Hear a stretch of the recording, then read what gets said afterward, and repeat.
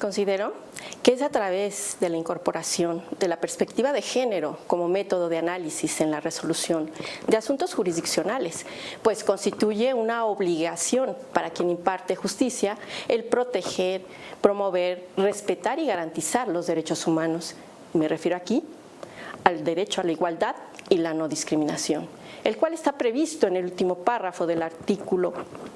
primero de la Constitución Política de los Estados Unidos Mexicanos. Además, deriva del artículo cuarto, párrafo primero de la propia Constitución. A nivel nacional se han promulgado diversas leyes generales, como la Ley General para la Igualdad entre Mujeres y Hombres y la Ley General de Acceso a las Mujeres a una vida libre de violencia, y un sinnúmero de legislaciones locales. Y en su fuente convencional, algunos de los estándares internacionales en materia de protección de los derechos humanos de las mujeres son la Convención Belén do Pará y la CEDAW, conocida por sus siglas en inglés, la cual es considerada la Carta Internacional de los Derechos de la Mujer. La perspectiva de género como obligación a cargo de quienes tenemos la labor de impartir justicia se ha definido y delimitado a partir de la interpretación que la Suprema Corte de Justicia de la Nación ha realizado sobre los derechos humanos, reconocidos en la Constitución Política de los Estados Unidos Mexicanos y en los tratados internacionales, de los que el Estado mexicano es parte en materia de derechos humanos y los que contengan derechos humanos. El derecho a la igualdad y a la no discriminación funge como presupuesto básico para el goce y ejercicio de otros derechos fundamentales, como el acceso a la justicia en condiciones de igualdad. Se requiere encontrar la forma de proteger los derechos y reparar, en la medida de lo posible, los daños a las víctimas, lo cual implica elaborar sentencias apoyadas en un marco normativo más amplio en materia de protección de los derechos humanos, que tenga un impacto visible y positivo en la vida de las personas y de la sociedad misma. Este enfoque permite a su vez el logro de la igualdad sustantiva, o de hecho, la cual se configura como una dimensión del derecho humano a la igualdad jurídica y tiene como objeto remover o disminuir los obstáculos sociales, pero también los políticos, culturales, económicos o de cualquier otra índole que impiden a ciertas personas o grupos sociales gozar o ejercer de manera real y efectiva sus derechos humanos en condiciones de igualdad con otro conjunto de personas o grupo social, a efecto de determinar si en un proceso se debe o no aplicar la perspectiva de género. Es necesario verificar la existencia de situaciones de poder o contextos de desigualdad estructural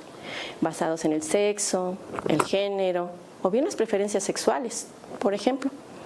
Al evaluar las pruebas, quien juzga debe leer e interpretar los hechos sin estereotipos discriminatorios. La exigencia de retirar los estereotipos de género implica que al analizar las circunstancias fácticas debe hacerse con neutralidad. Se debe de realizar un ejercicio de concientización que permita distinguir buenas prácticas jurisdiccionales, utilizando criterios no discriminatorios al momento de juzgar. El género produce impactos diferenciados en la vida de las personas que deben ser tomados en consideración al momento de apreciar los hechos, valorar las pruebas e interpretar y aplicar las normas jurídicas, pues solo así se pueden remediar los efectos discriminatorios que el ordenamiento jurídico y las prácticas institucionales pueden tener en detrimento de las personas, principalmente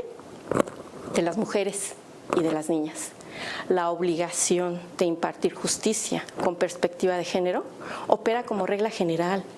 y se ha de enfatizar en aquellos casos donde se esté ante grupos de especial vulnerabilidad, como mujeres y niñas, procurando que los modelos de pensamiento imperantes de discriminación por razón de género no tengan una injerencia negativa en la impartición de justicia.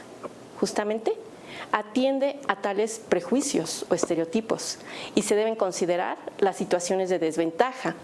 que tienen las mujeres, sobre todo cuando existen factores que potencialicen esa discriminación, como lo pudiera ser las condiciones de pobreza, barreras culturales o bien lingüísticas. La violencia contra las mujeres y las niñas tiene sus raíces en siglos de dominación masculina. se ha dicho que para lograr una sociedad igualitaria, las herramientas básicas son la educación, como factor de crecimiento clave de una sociedad, pero también la justicia, como factor de protección, las cuales resultan complementarias y necesarias para la defensa de los derechos humanos, especialmente de las mujeres y de las niñas, frente a la estructura patriarcal.